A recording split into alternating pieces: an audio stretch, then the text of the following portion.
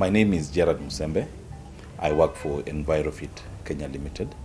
In the LPG division, we run on a model whereby we make it affordable for anyone to be able to use gas as their main source of fuel.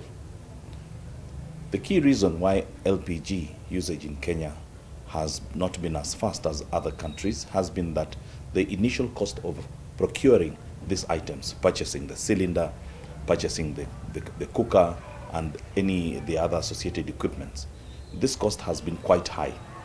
And many people, particularly in the informal settlements, are not able to show up such kind of money at a go to be able to do a one-off cash purchase. This is where Envirofit comes in. Kwa majina naitwa Sarah Kayeri. Mimi ni mkaaji wa Kangware. Nilikuwa natumia pishi akameko kadogo, na nilikuwa na jiko na stove kerosene. Sasa hizi natumia jiko la Envirofit. Natumia jiko miaka miwili. Inanipatia service nzuri. Na nikiwa na 20 bob naweza pika. Naweza pika mboga, nipike ugali. Na hata naweza pika chai. Whereby nikitumia mafuta ya stove, mafuta ya 20, itapika mboga peke yake, itapika ugali.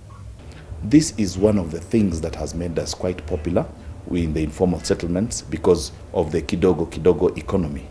We do not charge for the cylinder because the customers' funds are held up in that cylinder, money which could be used elsewhere for something else.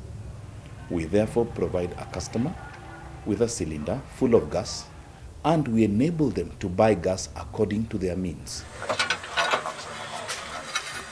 Tuwe naweka sana 100, lakini hiyo 100 jumi niko na familia kubwa sana. Niko na watu 8. Na hiyo 100 napiga na siku 3. Chai yangu inapiga mingi sana. Nipike lunch na nipike 7. Makaa natumia 200 ndio kidheri hivi. Lakini sasa nikiwa na kuna wakati niliweka 50. Na nililowesha maragwe, nilipiga na ikapaki, nilipika na 30 bob. Sasa siwezi pika na makaa sasa. We still have a long way to go in the form of subscribers, and we are working on this, checking out whether we can be able to get additional funding, because we have a huge list, topping more than 15,000 customers on the waiting list. We want to reduce the consumption of firewood and charcoal. We must provide people with an alternative which they can afford. Wakati nimeanza kuitumia, nimeona kuna pesa huwa na save. Kwa sababu kama hiyo 100 naweza tumia siku 3. Na nimepiga throughout. Na niki limit kidogo nikitumia kama jiko saa zingine jioni, inamaliza siku 4. Na hapo nyuma shilingi 100 ninatumia siku 1. Hata ikisha nikiwa nyumbani, watoto wananipigia simu. Hatuna moto. Na tuma nikiwa nyumbani. Nawaambia wekeni top up. Anaanza kupika. Mwangaza ya nyumba natumia stima. Niki top up 100 namaliza wiki 3.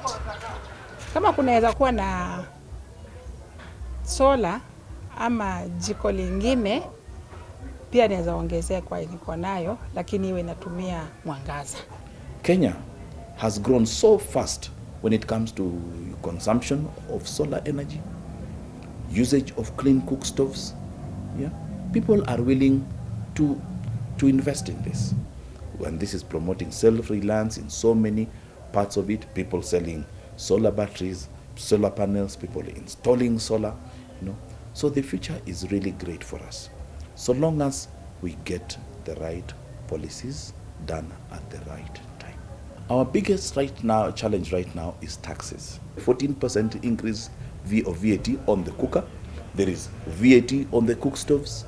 It has become very difficult because in total this customer is going to find it also more expensive. Imposing taxes at this point in time, when the energy sector, the clean energy sector, is now slowly starting to take an upturn, is definitely going to delay.